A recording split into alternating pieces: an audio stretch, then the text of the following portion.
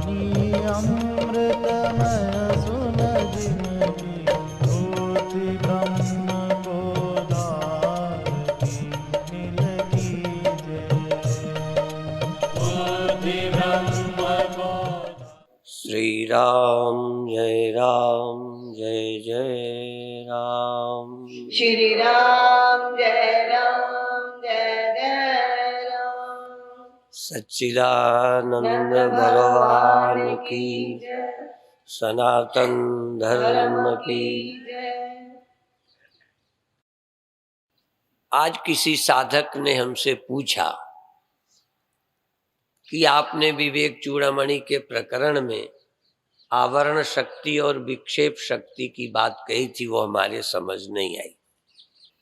फिर दूसरी बात उन्होंने पूछी कि भगवान कृष्ण का उदाहरण देकर शंकराचार्य जी ने कहा है कि न मैं संसार में स्थित हूं न संसार मुझ में स्थित है। इसका अर्थ नहीं समझ आया। तीसरी बात कही, वाच्यार्थ और लक्ष्यार्थ स्पष्ट नहीं हुआ। तो जो वेदांत के श्रोता नहीं है उनको भी समझ आए, इसलिए मैं प्रश्न को अपने ढंग से कुछ कहना चाहूंगा। इसी तरह प्रवचनों के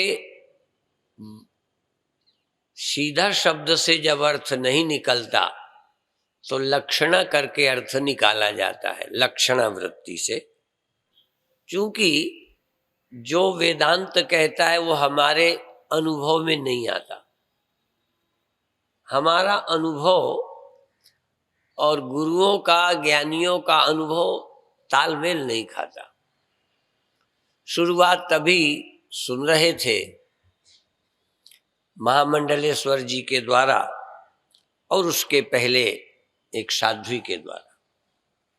प्रातिभाषिक जगत, व्यवहारिक जगत या प्रातिभाषिक अस्तित्व, व्यवहारिक अस्तित्व और पारमार्थिक अस्तित्व। व्यवहारिक अस्तित्व और प्रातिभाषिक बिल्कुल एक तरह का ही पहले उदाहरण मैं दे दूं जो विवेक चूड़ामणि के प्रकरण में दिया था। सूर्य के शीशे के संबंध से एक रिफ्लेक्शन पैदा होता है, दूसरे सूर्य की प्रतीति होती है। कई लोग रिफ्लेक्शन कहेंगे या प्रति आभास कहेंगे, तो कई लोगों को ये भी होता है आभास क्या होता है, चिदाभास क्या होता है। अपन लोगों को आदत पड़ी है तो सहज शब्द निकल जाता है चिदाभास। और लोगों को ये भी नहीं मालूम चिदाभास क्या होता है, क्योंकि जो चीज नहीं सुनी उसका नहीं मालूम। ये नहीं है कि वो कम जानकार है, बुद्धिमान नहीं है। मान लो कोई इंग्लिश का शब्द बोलो जो हिंदी का पढ़ा नहीं समझेगा, इसका मतलब वो मूर्ख नहीं है, पर इंग्लिश नहीं जानता। अब इंग्लिश ना जानना कोई मूर्खता नहीं है। इसी तरह कोई संस्कृत में शब्द बोल दिया जाए, आप संस्कृत नहीं पढ़े, वो तो पढ़ने की बात है। इसी तरह चिदाभास किसे कहते हैं? आभास मतलब किसी होने की प्रतीति होना, जैसे सूर्य के दूसरे सूर्य के होने की प्रतीति होना, सूर्याभास। तो चेतन में और चेतन होने की प्रतीति होना, अनेक चेतन होने की प्रतीति होना, ये सब चिदाभास है। तो फिलहाल हमको चिदाभास का ज्ञान और चिदाभास द्वारा अन्य पदार्थों का ज्ञान, दो का होता रहता है। जगना और जगने में पदार्थों का दिखना। हम लोग ये कहते हैं जगना भी वास्तविक नहीं है, प्रातिभाषिक है, माइक है, व्यवहारिक है। मैं खिचड़ी मिला देता हूं। मैं प्रातिभाषिक और व्यवहारिक को अभी अलग नहीं करता। चैतन्य जब प्रकट होता है तो वो चिदाभास हो जाता है। जैसे सूर्य जब सूर्य के रूप में और प्रकट हो जाता है वो आभास है, और आभास अंश में परिवर्तन होता है, हिल जाना, मुड़ जाना, तेज हो जाना, धीमा हो जाना और खो जाना, ये सब आभास अंश में है, स्वरूप अंश में नहीं। पर उदाहरण देने से साधकों को समझने में मदद तो मिलेगी, पर उदाहरण मात्र से कोई समझ जाए जरूरी नहीं है। आज अभी विवेक चूड़ामणि की पुस्तक उठाकर मैं देख रहा था, तो उन्होंने माना है ईश्वरानुग्रह, ईश्वर की कृपा हो तो सुनने पर भी बुद्धि में ये बात आ पाती, नहीं तो नहीं आती। और मैं बोलता हूं कि हमारे भी आंखें हैं, चिड़िया की भी आंखें होती हैं, चिड़िया के भी दिमाग है, अंडे देना, चुनना, बच्चों को चुनाना, पालना, अपना सोने की जगह बनाना, सब दिमाग। पर जब वो शीशे के पास होती है तो शीशा भी उसी तरह का है, आंखें भी हैं, दिखता भी है, पर कोई चीज है जो मनुष्य समझ जाता है, चिड़िया नहीं समझ पाती।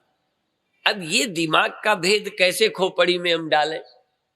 सारा दिमाग चिड़िया के पास है, पर वो चोंचे मारती है, पीछे झांकती है, फिर यूं करती है, फिर जब दिखती है तो फिर झांकती है, क्योंकि उधर दिखती है, उधर का मतलब पीछे, तो फिर यूं झांकती है, इधर नहीं दिखती, और वो घंटों चोंच मारती है। समझदार लोग, परिवार के लोग जब चिड़िया की ये परेशानी देखते हैं तो कपड़ा डाल देते हैं। कपड़ा डालने से मुक्ति हो गई, चोंचे मारना बंद हो गया, क्योंकि मूर्ख आदमी को दिखना ही होना है और न दिखना ही ना होना है। जरा ध्यान रखें, अकल की पहचान क्या है? कम अकल का मतलब कि दिखे तो है, न दिखे तो नहीं है। तो चिड़िया को दिखता था तो मानती थी है, देखती थी, और वो प्यार करती थी कि लड़ती थी ये भी अपन नहीं जानते। उसको पाने की तड़प प्यार से है या उससे लड़ने की है? हम तो आदमियों को कभी कभी नहीं समझ पाते। जब हम बस में चलते थे कई बार, तो एक बस अड्डे में एक बस से एक कंडक्टर उतरा, दूसरी बस से दूसरा कंडक्टर उतरा, गाली गलौज करने लगे, धक्का मुक्की किया, लात भी मारी। मुझे नहीं रहा गया, मैं बचाने के लिए आगे बढ़ने लगा कि भाई क्यों लड़ते हो, पर मैं पहुंचा भी नहीं, बोल भी नहीं पाया, इतने में दोनों हैं हंसने लगे। सच बात है ये। तो जब हंसने लगे तो मैं समझा कि ये तो हंसी कर रहे, लड़ नहीं रहे। अब देखो, उनका हंसना मैं हंसना नहीं समझा, लड़ना समझा। ये झीना सा समझ, तो अब जो बचाने का ख्याल था खत्म हो गया। तो ये छोटी सी झीनी सी समझ कि चिड़िया को क्यों नहीं समझ आता कि ये मेरी ही छाया है, उधर कोई नहीं है, हमें समझ आ जाता है। छोटे बच्चे थोड़े सयाने होते समझ जाते। छोटे बच्चे को भी मैंने देखा, एक बार गोदरेज की अलमारी में शीशा लगा था, उनके घर हमारा जलपान था। एक बच्चा आए, ऐसे आए और गोदरेज की अलमारी के शीशे की तरफ देखे, उस बच्चे को देखे, फिर पीछे आ जाए, फिर आगे जाए। बच्चा अपने आप थोड़े दिन बाद समझ गया होगा, चिड़िया अभी तक नहीं समझी। कई बार बंदरों को भी हमने देखा। और समझ का मामला भी बड़ा विचित्र है। मनुष्य मूर्ख से मूर्ख अपने घर में नल चलता हो तो चला के बंद कर देता है, काम किया, पानी पिया, बंद कर देता है, कम अकल भी। पर मैंने बंदरों को देखा कि टोटी को खोला, इतना सीख लिया बंदर ने, क्योंकि प्यास है, अकल काम कर गई। वो देखा कि ऐसे लोग पीते हैं, उसने भी खोला, पी लिया, पर बंद करना नहीं सीखा, पानी पिया, चला गया। मनुष्य भी ऐसी कुछ बातें समझता है, कुछ नहीं समझता, मतलब की समझ जाता है। बंदर भी प्यास थी इसलिए समझ गया, पानी से नुकसान होगा, बह जाएगा, आगे क्या होगा ये नहीं समझता, इसलिए बंद नहीं करता। समझ के बड़े झीने फर्क है। तीसरी बात, कष्ट को, आराम को, सुख को सबके मन और सबकी इंद्रियां, हर बुद्धिमान समझ जाता है। इंद्रियों के विषय संपर्क से सुख या दुख, आराम या कष्ट, सर्दी गर्मी, भूख प्यास, देखने सुनने छूने का सुख और दुख, ये हर मनुष्य को सहज मालूम हो जाता है। बुद्धि किसे कहते हैं? जो उसके हानि लाभ को समझ सके, जो उसके परिणाम को देख सके। जो बुद्धि परिणाम को नहीं देखती, सिर्फ मजा को देखती है, अच्छा लगता है, वो विवेकी नहीं है, बुद्धिमान नहीं है। जैसे डायबिटीज वाला हो या बिना डायबिटीज वाला, संयमी मनुष्य हो या असंयमी, हर डायबिटीज वाले को शुगर नुकसान करती है खाना, लेकिन संयमी आदमी समझदार है तो नहीं खाता। पर संयमी नहीं है, समझदार भी है। कई बड़े समझदार हैं, नहीं हो तो प्रसाद के नाम से मिल जाए तो कहते तो प्रसाद है। कई तो ये भी कहते हैं प्रसाद है, नुकसान नहीं करेगा। विचित्र गणित है इसका। प्रसाद है तो नुकसान नहीं करेगा। और ये गणित गृहस्थी हमें भी पढ़ाते हैं। वो क्या कहते हैं, हमने प्रेम से बनाया है, ये खा लो। हमने कहा मैं बीमार हूं, प्रेम से बनाया है, नुकसान नहीं करेगा। हमने कहा बड़ा विचित्र गणित। मनुष्य ने स्वार्थ के कारण कामना में अंधा हो जाता है तो विवेक धुंधला हो जाता है। विवेक चूड़ामणि विवेक का ग्रंथ है, ज्ञान का ग्रंथ है। और विवेक की चूड़ामणि है, सिरमौर है, श्रेष्ठ विवेक। तो तीन चीजें आज बतानी है। एक तो आवरण क्या है। जिस अंधेरे के कारण रस्सी ठीक नजर नहीं आती, रस्सी नहीं समझ आती, आवरण की दो स्थितियां हैं, बिल्कुल रस्सी का नजर ना आना और मंद अंधकार में कुछ कुछ नजर आना, कुछ का कुछ नजर आना। आवरण होता है सही वस्तु का पता न चलना, जिसके कारण वो आवरण कहलाता है। वस्तु को ढाक लेना। और विक्षेप शक्ति है अन्यथा करके दिखाई देने लगना, दिखा देना।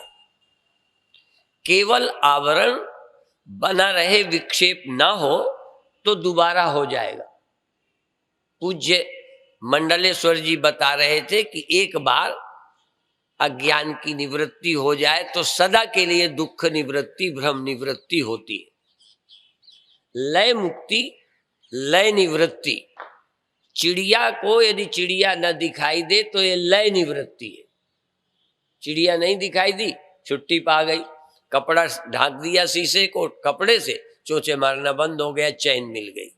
यदि बैर था तो बैर चला गया, प्यार था तो आकर्षण चला गया।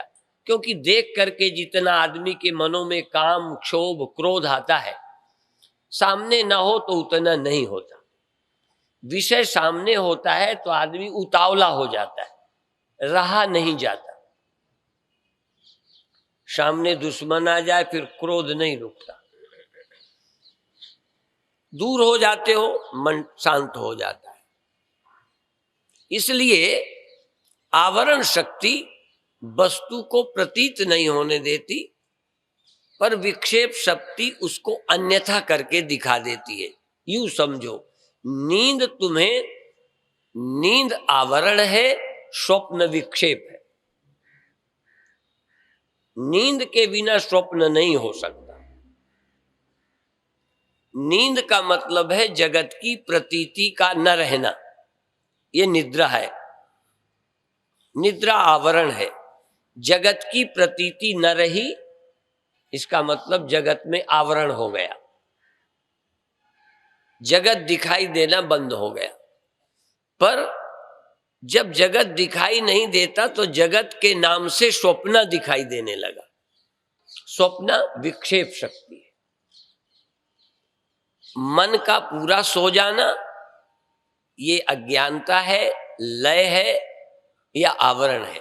और मन में जो ख्याल उठे वही सच लगने लगना विक्षेप है। दिन भर चलता है। आपके विषय में पूरी जानकारी ना हो, चूंकि आपके ख्याल मुझे नहीं दिखते, आवरण है। दूसरे के ख्याल किसी को नजर नहीं आते, तो आपने तो किसी भावना से कुछ कहा पर हम जलने लगे, क्योंकि तुम्हारे विचार में आवरण है। मैं सीधा आपके विचार को देख नहीं सकता, तो आपकी सोच के विषय में मैं अपनी ही कल्पना से निर्णय ले लेता हूं। आप भी दूसरों के विषय में निर्णय लेते हो? नहीं लेते। ये अच्छा है या बुरा है, महात्मा है, ये ज्ञानी है, ये ज्ञानी नहीं है। कितने महात्माओं को तुमने यहां पास कर दिया होगा, कितने को फेल किया होगा। तो किसी दूसरे के विषय में जब निर्णय देते हो तो मुझे ज्ञान है कि नहीं है, मैं कैसा हूं, क्या आप जानते हो? मेरे ख्याल क्या है? इसीलिए अपने स्वप्नों को, अपने ख्यालों को अपने अलावा दूसरा उतना स्पष्ट नहीं देखता। विवेक चूड़ामणि में भी शंकराचार्य भगवान ने ये कहा है, स्पष्ट किया है कि दुख सुखादि और स्वप्नों का अपरोक्षानुभव स्वयं को ही होता है। इसीलिए आत्मज्ञान पर भी जोर दिया है कि आत्मज्ञान भी तुमको ही मालूम पड़ेगा। दूसरे के आत्मज्ञान के विषय में भी तुम पूरा नहीं जान सकते। कई बार अच्छी अच्छी जिसको दलीलें देने आती हैं, वेदांत पढ़ लिया, आपको लगेगा ये ज्ञानी है, जरूरी नहीं कि ज्ञानी हो। उनकी बातों से आप अंदाज लगा रहे हो। तो अपरोक्षानुभव ये दो है, जिसका अपरोक्ष मुझे हो रहा है। स्वप्नों का, जागने का, दुख का मुझे अपरोक्ष अनुभव, निद्रा का, लेकिन इनके साक्षी का, क्योंकि जब भी अनुभव होगा तो इनका कोई अधिष्ठान, आश्रय, आधार चाहिए। बिना आधार के कोई चीज पैदा नहीं हो सकती। निराधार किसी वस्तु का जन्म नहीं होता। लहरें जन्मती हैं तो पानी के आधार पर, गहने बनते हैं तो सोने के आधार पर, बर्तन बनते हैं मिट्टी के आधार पर। ये जो स्वप्ने बनते हैं, इनका अधिष्ठान, आधार कौन है? क्या ये स्वप्न स्वतंत्र बन सकते हैं? मिट्टी का सहारा लिए बिना या किसी सत्य वस्तु का आश्रय लिए बिना, क्योंकि मैं मिट्टी कहूंगा तो तुम कल सोने के ले आओगे, पीतल के ले आओगे। इसलिए किसी सत्य वस्तु का आश्रय लिए बिना कोई चीज बना के आप नहीं दिखा सकते। बनाई वस्तु के लिए एक उसके पहले ऐसी वस्तु चाहिए जो बनाने के पहले थी। और यदि ऐसा आप कर सको तो कल प्रातः काल के विवेक चूड़ामणि के प्रवचन में ऐसी वस्तु बना के ले आना, जिसमें तुमने सत्य वस्तु का या बनाने के पहले जो वस्तु थी उसका आश्रय न लिया हो। उसको ले आओगे तो मैं आपको बधाई दूंगा, धन्यवाद दूंगा, और फिर कहूंगा अब तुम्हें वेदांत सुनने की जरूरत नहीं है। यदि नहीं ला सके तो वेदांत की सत्य कसौटी को लेकर सुनो। सत्य वस्तु का एक आश्रय लिए बिना जब कुछ बना नहीं सकते तो उस सत्य वस्तु को पहचानो। तो स्वप्न भी देखो खड़े होते हैं कैसे, वो भी देखना। ये बहुत जरूरी है टॉपिक कि स्वप्नावस्था में मान लो मैंने अपनी मृत्यु देखी, अपनी मृत्यु हो गई, अब मैं जागा, तो जाग करके दो अनुभवों से मृत्यु झूठी हो सकती है। एक तो ये कि स्वप्न का दृष्टा अभी नहीं मरा, जीवित है, उस समय मरा माना था। दृष्टा के चैतन्य के आत्मा के बोध से स्वप्न की मृत्यु को झूठा जानना ये वास्तविक ज्ञान है। पर स्वप्न दृष्टा स्वप्न से जगकर देह को मैं मानकर सोचता है मैं नहीं मरा। आप भी जगते हैं, हम भी जगते हैं, दोनों के जगने में बहुत बड़ा फर्क है। आप जगकर मानते हैं, कोई मूर्ख से मूर्ख स्वप्न में मर गया हो तो जगते जानेगा कि मैं नहीं मरा, लेकिन फिर भी वो आत्मज्ञानी। यह भी ऐसे ही मुक्ति है जैसे स्वामी जी बता रहे थे, मृत्यु से मुक्ति हुई पर ज्ञान नहीं हुआ। ब्रह्म ज्ञान से मृत्यु का भय नहीं गया, बल्कि एक नए देहाभिमान से स्वप्न की मृत्यु का भ्रम चला गया। लेकिन स्वप्न में मृत्यु मैंने देखी थी, अपना मरना देखा था। जाग कर देखो, स्वप्न का साक्षी अभी विद्यमान है, देह विद्यमान नहीं। जगकर ये देखना कि स्वप्न का आश्रय, स्वप्न का साक्षी, स्वप्न का अधिष्ठान अभी भी विद्यमान है। मृत्यु और स्वप्न झूठे हैं। एक ये कि स्वप्न तो गया, मैं हूं देह, ये है दुनिया, ये सत्य है, स्वप्न झूठा है। स्वप्न झूठा है, जगत सत्य है। ये एक नया स्वप्न है, या तुम्हारा पुराना स्वप्न है, या अनादि काल से जो स्वप्न चला आ रहा है उसमें आ गए। रात का नकली स्वप्न था, जो रात देखा था वो नकली स्वप्न था। असली स्वप्न तो यही है जो अभी भी झूठा नहीं हुआ। इस असली स्वप्ने को एक बार ही झूठा करना है, दो बार नहीं, एक बार झूठा करना है। और वो पहले उस स्वप्न को झूठा करो बिना भ्रम के। स्वप्न से जागकर स्वप्नों को झूठा करो और स्वप्न के साक्षी अधिष्ठान आधार को सत्य जानो। स्वप्नों का आधार अधिष्ठान चेतन है, देह नहीं। नींद खुली, स्वप्न गया, और तुम चेतन जो स्वप्न के थे अभी हो। तो आत्मबोध से यदि स्वप्नों का मिथ्यात्व बोध हो जाए तो जगत का मिथ्यात्व बोध आसान हो जाएगा। हम एक झूठ से नए झूठ में पहुंच जाते हैं, एक स्वप्न से दूसरे स्वप्न में पहुंच जाते हैं, एक अवस्था से दूसरी अवस्था में, दूसरी से तीसरी अवस्था में पहुंच जाते हैं। स्वप्नों में, नींद में, जागृत में हम साक्षी का ख्याल नहीं करते, जो जागृत का, स्वप्न का, सुषुप्ति का अधिष्ठान है, आधार है, साक्षी है। उपादान आधार भी है, अधिष्ठान भी है और साक्षी भी है। वेदांत ये भी बताता है कि जड़ वस्तु के सहारे भी जड़ वस्तु बन जाती है, जैसे पानी में लहर। लेकिन ना तो लहर को लहर का पता है, ना पानी को लहर का पता है। जहां आधार जड़ होता है, जहां आधार जड़ होता है, वहां दृष्टा वो खुद नहीं होता, कोई और दृष्टा है। पर जहां चेतन आधार होता है, उस अध्यस्त वस्तु का आश्रय भी वही और प्रकाशक भी वही होता है।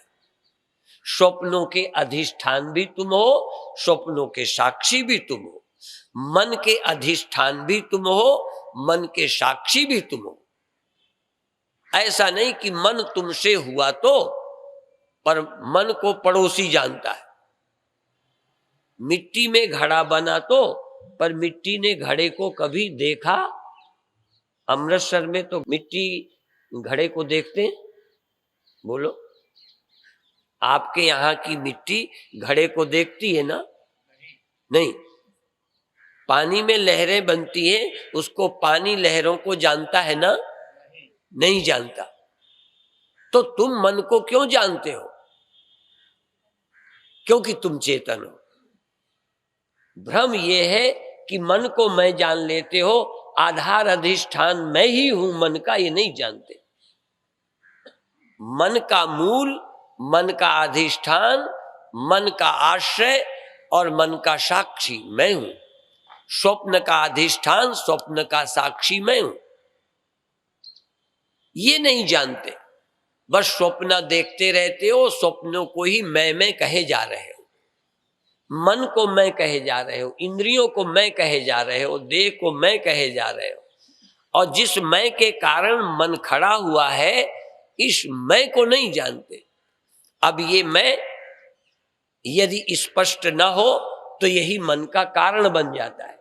आवरण शक्ति का मतलब है यदि आत्मा की ब्रह्मता, आत्मा की आत्मता, साक्षी का साक्षीपना यदि क्लियर ना हो, स्पष्ट ना हो, तो यही मन को जन्म दे देता है।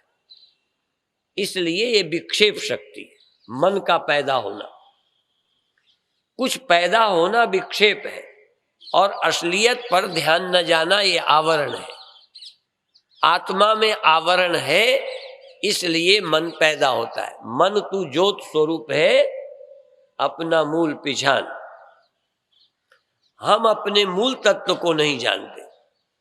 हम जागृत में भी मन है, स्वप्न में भी मन ही रूप है, सुषुप्ति में मन की लय अवस्था है, लेकिन हम चैतन्य हैं, हम साक्षी हैं, इन अवस्थाओं के अधिष्ठान हैं, ये हम में अध्यस्त हैं, ऐसा कभी ख्याल नहीं किया। बस बहुत छोटा सा है। तो विवेक चूड़ामणि चाहेगी कि आप प्रक्रिया तो रटो, रटने का विरोध नहीं है। कई बार प्रक्रिया रट लेने से भी वो ज्ञानी लगने लगता है। असल में, और कई बार उदाहरण याद हो जाए। मेरा प्रवचन 8-10 क्लास के विद्यार्थी 2-3 दिन सुने तो पूरा प्रवचन रिपीट कर देंगे। जैसे बताऊं, मिट्टी से घड़ा बनता है, घड़ा पैदा होता है, रहता है, फूट जाता है, मिट्टी सदा रहती है। अब इसमें कोई बच्चा कल बोल देगा, इसमें कौन सी कठिनाई? पानी में लहरें बनती मिटती हैं, पानी नहीं मिटता, ये किसी बच्चे को याद हो जाएगा। स्वामी परमानंद की जरूरत नहीं है वेदांत सम्मेलन में। हाँ, इसमें कौन सी बात है? और जो इतना ही सुनते हैं वो वेदांतियों की आलोचना भी करते हैं। वो क्या कहते हैं, इनको 3-4 बातें आती है। मिट्टी घड़ा आता है, पानी लहरें आती हैं, स्वप्न आता है, और कनक कुंडल। अभी सुना रहे थे ना गुरुवाणी के हिसाब से कि कनक, कुंडल और पानी और लहरें, ये बस इनके पास इतना ही आता है। लेकिन इतना समझने में नाकों चने चबाने पड़ते। ये सब लहरें हैं, सारा संसार लहरें हैं। तुम ही इसके अधिष्ठान चैतन्य वास्तविक अस्तित्व हो। तुमसे ये हुआ है, तुम में ये है, तुम में लय होता है। और फिर मन मुझसे हुआ है, मन मुझ में लय हो जाता है। इतना ही नहीं, मन मुझसे पैदा होकर मुझ में लय होता है, ये आत्मज्ञान है, साक्षीपना है। पर संपूर्ण सृष्टि मुझसे हुई है, संपूर्ण मन, यहां तक माया आदि भी मुझ अधिष्ठान में अध्यस्त हैं। मैं ही अकेला वास्तविक सत्य आत्मा हूं, पारमार्थिक, और सब व्यवहारिक प्रातिभाषिक है। ऐसा ज्ञान कृष्ण भगवान को था। कई बार जगत के अधिष्ठान हम हैं, हम में संपूर्ण जगत अध्यस्त है, या मात्र प्रतीति है, सत्ता केवल मेरी है, केवल मेरी, ये अपरोक्ष अनुभव। और जैसे स्वप्नों की उत्पत्ति, स्वप्नों का लय मुझ चेतन के आश्रित ही है और चैतन्य ही सत्य है, ऐसे ही स्वप्नों का ही नहीं, जगत का भी, जगत की उत्पत्ति और जगत का लय भी मुझ चैतन्य अधिष्ठान में है। ये अनुभव करना, स्वप्नों का अनुभव करना आसान, स्वप्नों के साक्षी का अनुभव करना कठिन। देखो, स्वप्न देखना और जगकर इस शरीर में आ जाना, ये मूर्ख से मूर्ख आदमी को आता है। कोई भी आदमी स्वप्नों से जगेगा, स्वप्ने झूठे हो गए, देह में आ गया। पर स्वप्न से जागा साक्षी हो गया, स्वप्न से जागकर स्वप्न मिथ्या आत्मा सत्य है ऐसा जान जावे। आप भी जगते हो। कभी तुमने विचार किया हो स्वप्नों के अंत होने के बाद कि स्वप्न मिथ्या है, इस स्वप्न का दृष्टा चेतन आत्मा अधिष्ठान सच्चा है? नहीं, बल्कि जागे देह सत्य है, अमृतसर है, ये मेरा पलंग है, ये दुनिया सच्ची है, वो झूठी थी, ये जाना। माने एक दूसरा झूठ अपने ऊपर लाद लिया। एक बोझ गधे की पीठ से गया, दूसरा बोझ गधे ने लाद लिया। स्वप्नवत संपूर्ण संसार है, ये गुरुओं ने कहा, वेदांतियों ने कहा। जो स्वप्ना और पेखना ऐसे जग को जान, ये संसार स्वप्न है ऐसा जान। ऐसा जानने वाला और ऐसा तब जानोगे जब केवल साक्षी नहीं तुम ब्रह्म हो, क्योंकि ब्रह्म सर्वाधिष्ठान है। ब्रह्म हो तभी तुम आत्मा ब्रह्म ही अकेली सत्य है और सब कुछ वास्तविक नहीं है। केवल दृष्टा होने वाला, साक्षी होने वाला, साक्षी और ब्रह्म का ऐक्य किए बिना जगत मिथ्यात्व, जगत कल्पित, मेरी ही पूर्णता सर्वत्र है नहीं। बहुत हिम्मत जुटाओगे तो स्वप्न तुमसे हुआ, स्वप्न तुम में लय हो गया, पर संपूर्ण सृष्टि तुमसे हुई, तुम में लय हो गई। ये समझना बहुत बड़ी बात है। यदि तुम ये समझ सको, संपूर्ण सृष्टि का अधिष्ठान आश्रय मैं हूं, तो आवरण कैसे नष्ट हो? पहले तो 3 अवस्थाएं, जागृत स्वप्न सुषुप्ति। जागृत स्वप्न सुषुप्ति आदि प्रपंचम यत् प्रकाशते। जागृत को केवल प्रकाशता है नहीं, स्वप्नों को भी वही प्रकाशता है। और स्वप्नों को ही नहीं, सुषुप्ति का भी, सुषुप्ति हुई है इसका भी सबूत वही है। जागृत स्वप्न सुषुप्त्यादि प्रपंचम यत् प्रकाशते, जिसने तीनों को प्रकाशित किया है, तद ब्रह्म, वह ब्रह्म मैं हूं। जो वह ब्रह्म मैं हूं, ऐसा विज्ञान ही वास्तविक ज्ञान है। अभी सुना रहे थे महामंडलेश्वर, अहम ब्रह्मास्मि, मैं ब्रह्म हूं जानने से एक दिन के लिए लय मुक्ति नहीं, सुषुप्ति की मुक्ति नहीं, समाधि भी नहीं। समाधि लग जाना और भ्रम निवृत्त होना, बड़ा फर्क है। स्वप्न के भ्रम सबके निवृत्त होते हैं। अब जब हमारे स्वप्नों का अंत होता है, तो स्वप्न का अंत होते हम जागृत में देह हैं ऐसा ख्याल नहीं आता। जरा ध्यान देना, हम भी जगते हैं, आप भी जगते हैं, आप भी स्वप्न देखते हैं, हम भी देखते हैं। हम स्वप्न से, जब स्वप्न का अंत होता है, तब हम स्वप्न के दृष्टा साक्षी आत्मा हैं। स्वप्न मुझसे प्रकाशित हुए ये देखते हैं, स्वप्न मुझ में अध्यय, मैं देह हूं ये ख्याल नहीं। तुमको भी यही कहता हूं, जागते जागते स्वप्न का अंत होते ही स्वप्नांतम जागरितांतम हुआ। स्वप्नों का अंत देखो, जागृत का भी आदि अंत देखो, और सुषुप्ति का भी आदि अंत देखो, सबका आदि देखो, अंत। सुषुप्ति के पहले सुषुप्ति और सुषुप्ति का अंत देखो। स्वप्न के पहले स्वप्न का होना, स्वप्न का अंत देखो।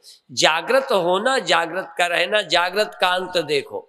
इन तीनों का जो अंत देख लेता है वो अनंत है, उसका अंत नहीं होता। और अनंत आपके सिवा यदि थर्ड पर्सन कोई है, 2 तरह के मत हैं। कोई थर्ड पर्सन को नहीं मानता, इंकार करता है। भगवान शंकराचार्य थर्ड पर्सन को इंकार नहीं करते, पर थर्ड पर्सन और फर्स्ट पर्सन में भेद नहीं मानते। फर्क समझे? कई लोग अपने को तो कहते हैं, लेकिन सीमित आत्मा इस अंतःकरण के आश्रय को समाधि लगाकर इसी को आत्मा मानते हैं, इसी में संतुष्ट हैं। लेकिन यह आत्मा सर्वाधिष्ठान है। शंकराचार्य का पूरा जोर आत्मा ब्रह्म ऐक्य पर है। आत्मा और ब्रह्म को एक जाने बिना मैं आकाश हूं, घड़ा घड़ा है, इतना नहीं माना शंकराचार्य ने। मैं घटावच्छिन्न अवकाश हूं, निर्विकार हूं, घट गया, मैं आकाश हूं, इतना ही नहीं, वो ये मानते हैं बाहर भीतर के आकाश दो नहीं है। ये जानना, बाहर भीतर एको जानो, ये गुरु ज्ञान बताई। जन नानक बिन आपा चीने, मिटे न भ्रम की काई। मैं भीतर हूं, ध्यान लगाया, समाधि में गया, साक्षी हो गया, आनंद में डूब गया, विषय चले गए, मन का लय हो गया, ये भी एक है, पर इसमें मैं आत्मा हूं, कूटस्थ हूं, साक्षी हूं। कूटस्थ ब्रह्म है, साक्षी ब्रह्म है, ब्रह्म ही कूटस्थ है। अहम ब्रह्म परम धाम, ब्रह्माहम परमम पदम। मैं ही ब्रह्म हूं और ब्रह्म ही मैं है। ये घटावच्छिन्न अवकाश ही महाकाश है और महाकाश ही घटाकाश है।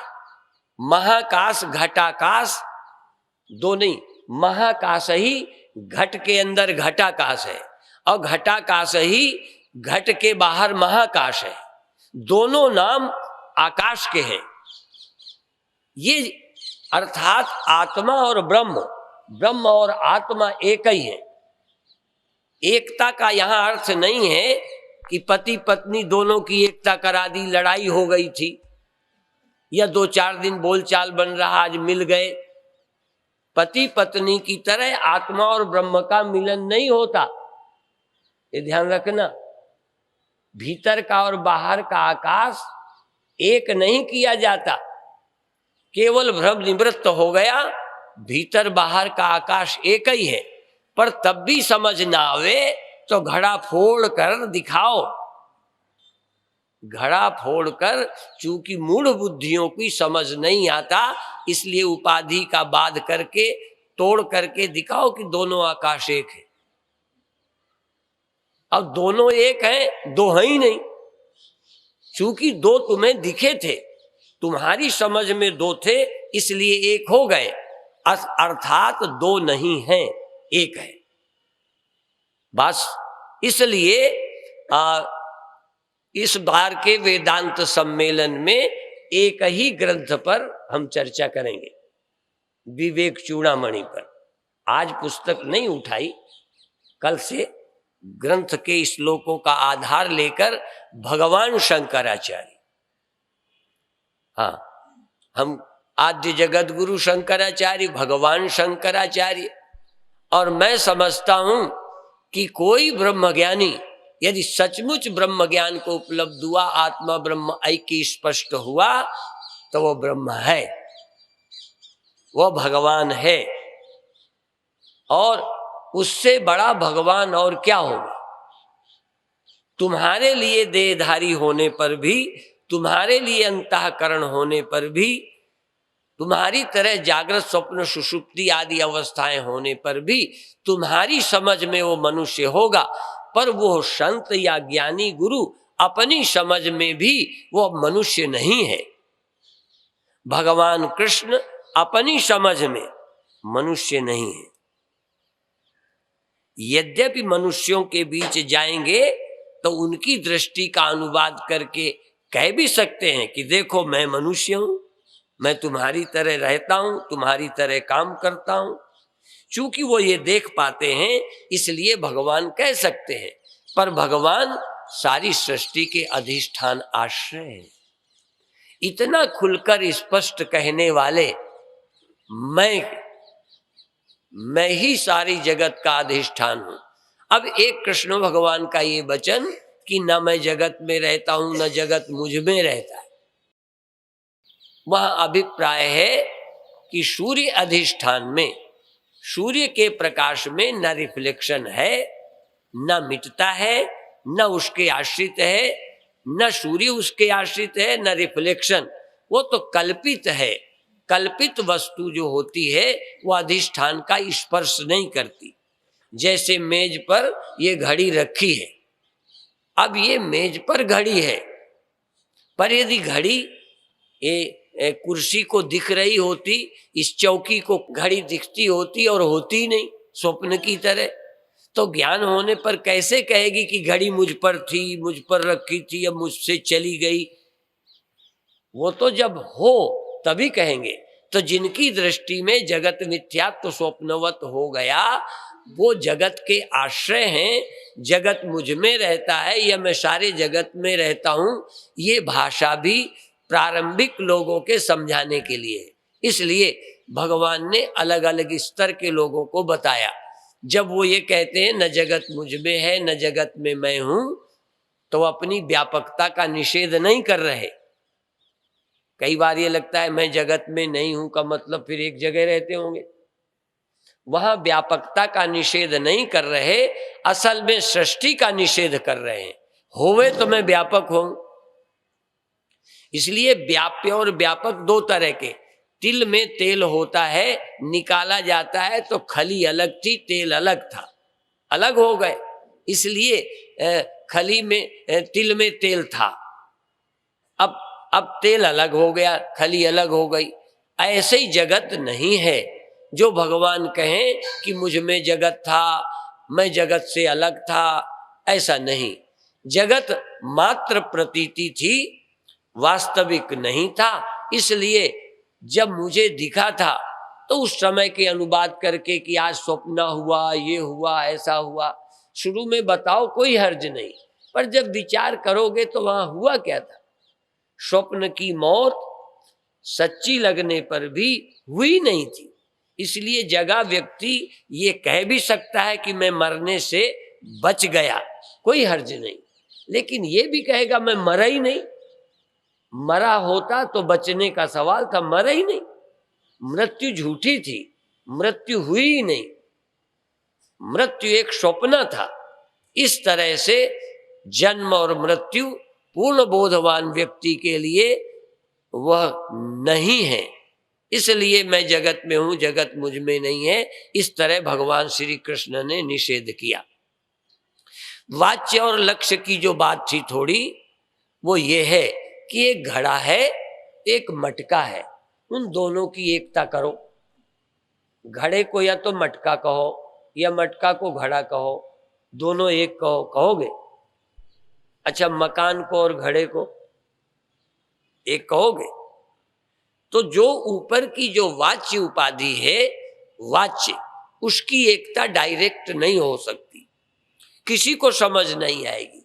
जैसे दो रोशनियों की एकता नहीं हो सकती। रोशनियों की, यद्यपि इन सब रोशनियों में पीछे एक सत्य है, एक सत्य, तो उसकी होगी। पर जब हम कहेंगे तुम ये और ये दोनों रोशनी एक है, तो एकदम प्रश्न उठेगा कैसे एक है? रंग अलग है, आकार अलग है। इसी तरह से जीव जीव की एकता, जीव जीव की एकता नहीं होती, जीव ईश्वर की एकता नहीं होती, जड़ जड़ की एकता नहीं होती, ये नहीं हो पाती। इनका बाध करके, इनका बाध करके लक्ष्यार्थ में एकता होती है। जैसे ये रोशनी एक नहीं, पर राड हटा दो तो दोनों के पीछे बिजली एक है, वो एक है। तो वाच्य जब सुनते हो तो तुम शब्द का वाच्य अर्थ देह, तुम शब्द का वाच्य अर्थ जीव, और लक्ष्यार्थ चैतन्य कूटस्थ है। तो कूटस्थ की एकता है, कूटस्थ और ब्रह्म की एकता है, ईश्वर और जीव की एकता नहीं है। वो मायोपाधिक है, ये अविद्योपाधिक है, अंतःकरण उपाधि वाला है। तो और तो छोड़ो, जीव जीव की एकता नहीं होती, जीव ईश्वर की एकता तो होती नहीं है। इसमें तुम्हें आपत्ति भी है, क्योंकि जीव ईश्वर नहीं हो सकता, पर पति पत्नी दोनों एक हो सकते हैं, दो जीव एक होते हैं।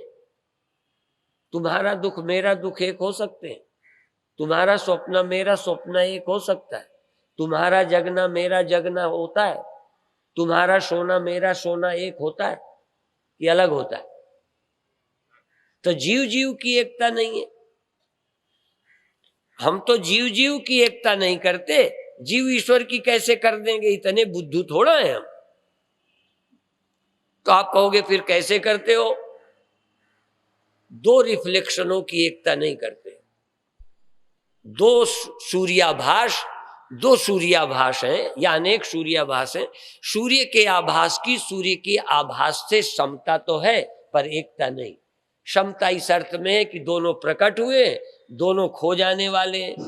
थोड़े बड़े छोटे हैं पर लक्षण सबके एक ही जैसे, जगना सोना हिलना डुलना, थोड़ा स्थिर होना थोड़ा पवित्र होना, ये तो फर्क है। पर सारे सूर्य के रिफ्लेक्शन लगभग एक जैसे।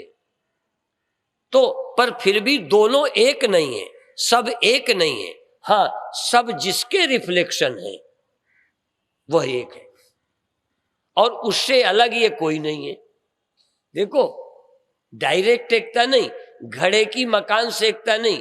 घड़ा और मकान हटा दो फिर मिट्टी मिट्टी की एकता हो जाएगी। घड़े घड़े की नहीं, मिट्टी मिट्टी की होगी, वो एक ही है। इसी तरह से तुम्हारे आभासंश मेरे आभासंश की सीधी एकता नहीं है, पर तुम्हारे आभासंश और मेरे आभासंश का जो साक्षी अंश है वो एक है, दो नहीं है। इसलिए जीव अंश का या आभास अंश का बाद करके कूटस्थ अंश एक है। ऐसे ही आभास अंश या कारण और कार्योपाधि जीव और कारणोपाधि ईश्वर, इनके वाच्य का त्याग करके तत्त्वमसि वह तू है, अर्थात वह और तुम एक ही हो, दो नहीं हो। पर यदि हम सीधा सुनेंगे तो ईश्वर रचयिता है और हम जीव हैं, हम अल्पज्ञ हैं, ये लंबी रोशनी है, ये ऐसी रोशनी है। अब ये तो वैज्ञानिक जानते हैं, नहीं तो अपन तो जाने भी नहीं इसका रहस्य कि ये जो राड है वो कम पावर में जलता है, कम पावर खर्च करता है, और ये बल्ब ज्यादा खर्च करता है, देखने में छोटा है। अब ये समझ में सीधे नहीं आता पर वैज्ञानिक जानता है। इसी तरह से जीव जीव की एकता नहीं, जीव जीव का भेद, जीव ईश्वर का भेद और जड़ जड़ का भेद, इनका परस्पर भेद जो है, पर ब्रह्म एक अभेद है। ब्रह्म से भिन्न न ईश्वर है, न ब्रह्म से भिन्न जीव है, न ब्रह्म से भिन्न जगत है। ब्रह्म से भिन्न किसी की सत्ता नहीं है, परस्पर भिन्न है। हम तुमसे अलग अलग हैं पर ब्रह्म से हम कोई अलग नहीं। ब्रह्म से हम कोई अलग नहीं। और थोड़ा समझाना चाहो तो ये कह सकते हो ब्रह्म सबसे अलग है, ये भी समझाने के लिए। क्योंकि यदि तुमसे अलग नहीं, एक वाक्य बता दूं और फिर समाप्त करूं। क्यों इतना कहना पड़ेगा? क्योंकि हम समझाने आए हैं। जब ज्ञानी को सुनाएंगे तो हम दूसरे ढंग से बोलेंगे, क्योंकि हमारी बात काट देंगे मंच वाले, नहीं समझे। पर हम मंच वालों को बोलने नहीं आए, प्रपंच वालों को बोलने आए, नहीं समझ में आए, तुम्हारे को बोलने आए हैं। इसलिए तुम्हें हम ये बताना चाहेंगे कि तुम कैसे समझोगे। इसलिए जीव जीव यदि हम कह दें एक ही है, ये ज्ञानी और अज्ञानी एक ही है, तो अब आपको क्या लगेगा? जैसे कोई कहे माँ बहन और पत्नी एक ही है। अब यदि ये बात एक संयमी को कह दें तो कल तक जिसकी पत्नी थी, हमने कहा पत्नी में, बहन में और माँ में कोई फर्क नहीं।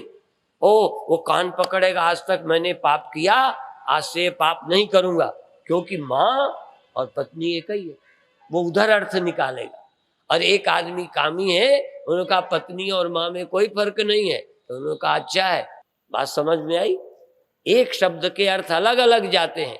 यदि हम कह दें ब्रह्म और जगत में, ब्रह्म और जीव में कोई फर्क नहीं है, तो आप समझेंगे वो भी मरता होगा, वो भी दुखी होता होगा, क्योंकि आपको तो हो ही रहा है। ये तो अपरोक्षानुभव है तुम्हें कि हम तो ऐसे हैं। यदि परमात्मा में तुम में कोई फर्क नहीं, तो इसका मतलब वहां भी स्यापा होएगा, वहां भी चिंता होएगी। इसलिए उसमें ये नहीं है, उसमें मृत्यु नहीं, जन्म नहीं, दुख नहीं, नानत्व नहीं। ये बात समझने के बाद इसलिए पहले कहेंगे कि वो कार्य नहीं है, वह कारण नहीं है, वो कार्य कारण से अतीत है। पर समझ जाने के बाद कहेंगे कि कार्य और कारण मात्र ब्रह्म है, प्रतीति है, इसलिए वह सब वही है। ब्रह्म ही वेदम सर्वम, उसके अतिरिक्त और कुछ नहीं है। तो ये जीव भी वही है, पर शुरू भी हम कह दें जीव ब्रह्म ही जीव है तो लगेगा लो ब्रह्म जीव हो गया, दुखी हो गया।